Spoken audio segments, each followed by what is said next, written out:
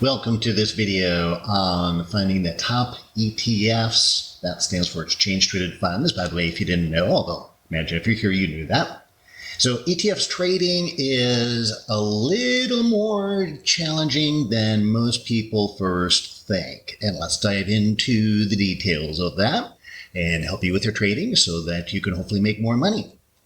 A lot of people think that exchange-traded funds are basically created equal. In other words, if you're looking at the same sector, today we're looking at the financials. So here are 4 different exchange-traded funds that are all tracking the financial sector. And you would think, well, if they're all tracking the financial sector, the point of an exchange-traded fund is that it's basically an index of a bunch of different stocks in that same sector. And therefore, all the exchange-traded funds from the various companies, whether it's Spiders, Vanguard, BlackRock, First Trust, Guggenheim, Invesco, Jan Hancock, Fidelity, whatever, they should all pretty much give the same results. Wrong.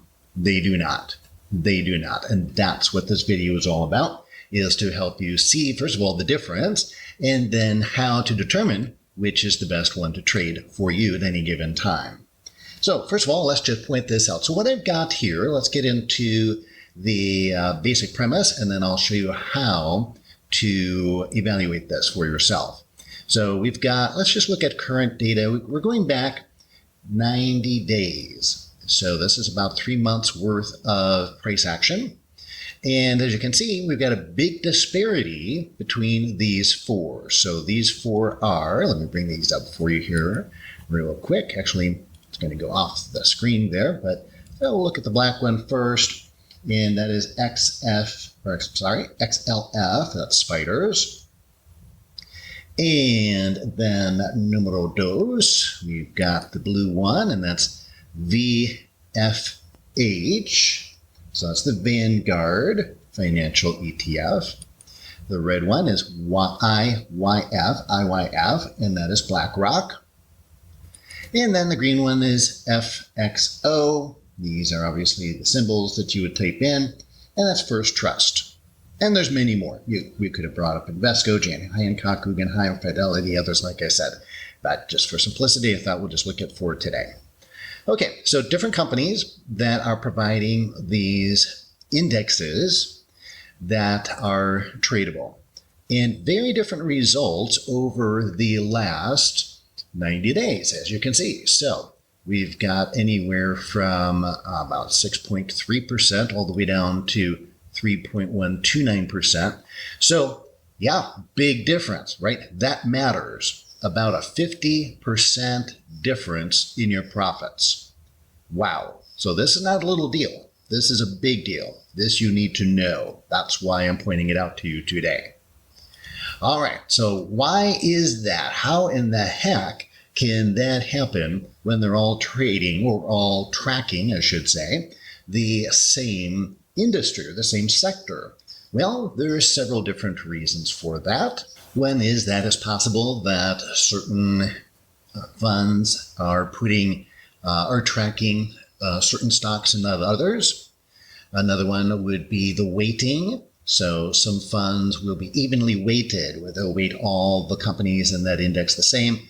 Others will give a higher weighting to the higher caps, higher capitalized markets.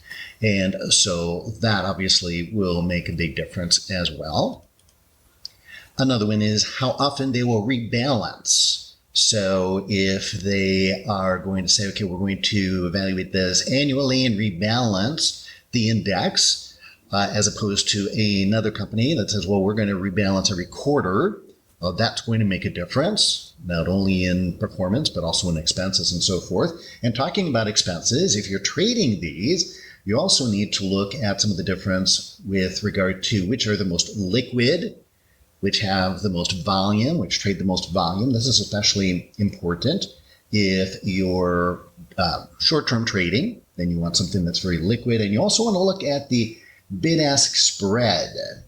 And the bid-ask spread can vary quite a bit between some of the various exchange-traded funds out there. So look at that, because those are expenses. And then there's an expense ratio as well that these companies chart. So the expense ratio can be quite different.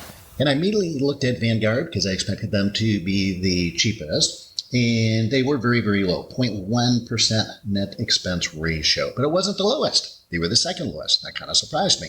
But still very, very low, very good. Then I looked at PowerShares. PowerShares is very popular.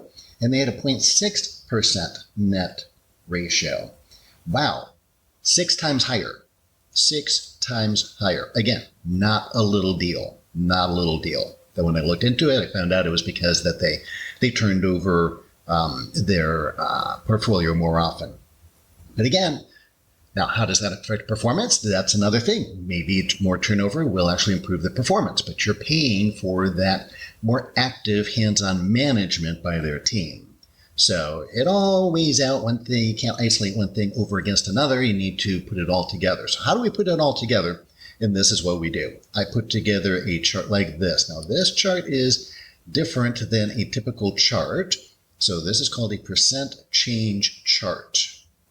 So if you look over here on the right, you'll see that there's no prices. We're not looking at prices, we're looking at percent change. So when you started, I started this particular one 90 days ago. Over here, there's a little yellow line there. I don't know if you can see that very well. It's very light.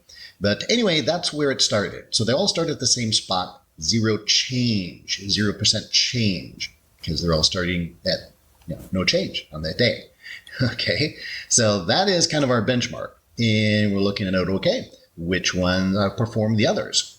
And that will vary from time to time.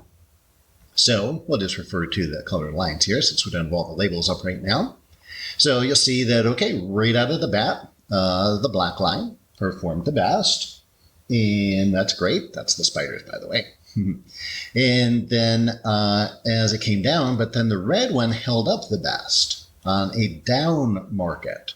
And that's important because then you got to regain that money. And then the black one, here we are now. And you can see, as we pointed out already, 50% difference in the profits at the end of 90 days. But don't forget about the drawdowns too. That's important. How much did you end up losing? Now see the blue one here, that lost more than 5% on the move down. Whereas the red one here, that only lost about 3%. So again, big percentage difference. Remember the difference between let's just round off numbers here. For example, the difference between 3% or 3% down here and 6% is not 3%. It's a 50% difference in your gains. Very important to remember that.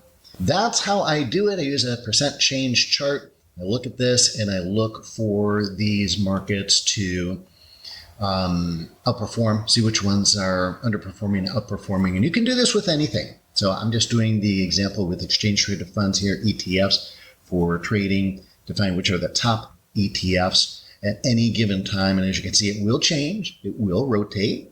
So these things like expense ratios and volume and all of that, they play a part in it. But the bottom line is, what's the performance? Because sometimes the more expensive one can actually outperform because they're rebalancing. And that might actually help the ultimate performance. If you like this tutorial and you like my videos, then please understand that, yeah, they're free, but if you get value, then you actually have a moral obligation to click that beautiful little share button below and share good things with others. In fact, that also helps you because that encourages me to continue to create more free tutorials for you. And if you're watching this on YouTube, please click the subscribe button and you'll get notified every time I release a new trading tutorial, which is about once a week. Also click the thumbs up icon and especially leave a comment. I love your comments. As a special offer to my YouTube subscribers, I'm giving you one of my favorite trade strategies. I call this the rubber band trade. It has a super high win-loss ratio. I still take this trade myself every time it sets up. It's a simple trade. I'll teach it to you in 26 short minutes. So go ahead and get my rubber band trade strategy absolutely free by clicking on the image in the top right corner of this video or in the description below the video. And if you're not watching on YouTube, then there's probably a link below or an opt-in form on the side. Once you do that, I'll personally email the video to you with the rubber band trade strategy.